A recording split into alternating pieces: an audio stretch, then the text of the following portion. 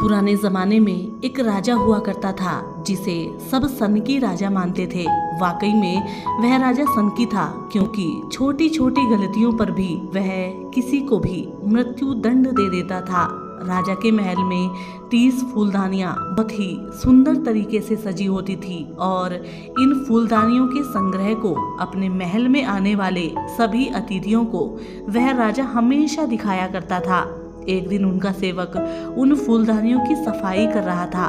सफाई करने के दौरान सेवक का हाथ एक फूलदानी से लग गया और वह गिरकर टूट गई। राजा को जब इस बात का पता चला तो उसने उस सेवक को फांसी पर लटकाने का आदेश दिया।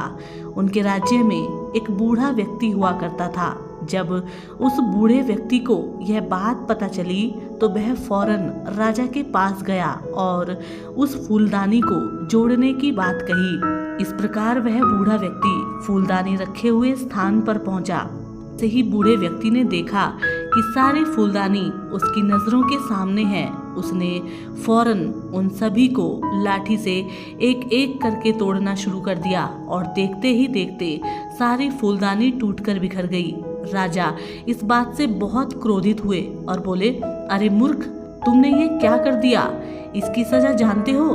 तुमने सारे फूलदानियों को तोड़ डाला, तुम्हें भी मृत्यु दंड दिया जाएगा। इस पर बूढ़े व्यक्ति ने दृढ़ता से जवाब दिया, महाराज, एक फूलदानी के पीछे आप किसी को मृत्यु दंड देते हैं। यदि हर फूलदानी के बदले आप हर व्यक्ति को मृत्यु दंड देंगे तो भविष्य में 29 लोगों की जान जाने की संभावना होती।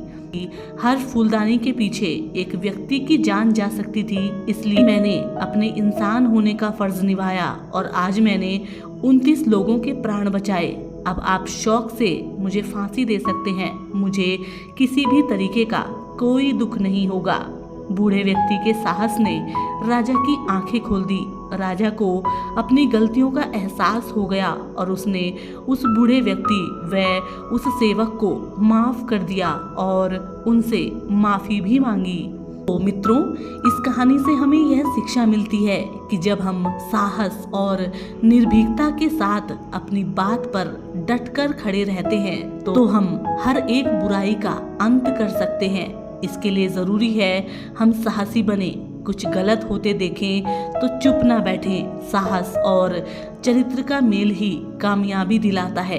तो मित्रों, हम उम्मीद करते हैं आज की ये ज्ञानवर्धक कहानी आपको पसंद आई होगी और इसी तरीके की और ज्ञानवर्धक कहानियों के लिए आप हमारे चैनल से जुड़े रहिए। हम आपके साथ इसी तरीके की कहानियाँ साझा करते रहते हैं। तो मित्रों, हम आपसे मिलेंगे कल एक और नई और प्रेरणादायक कहानी के साथ। तब तक के लिए नमस्कार, जय हिंद।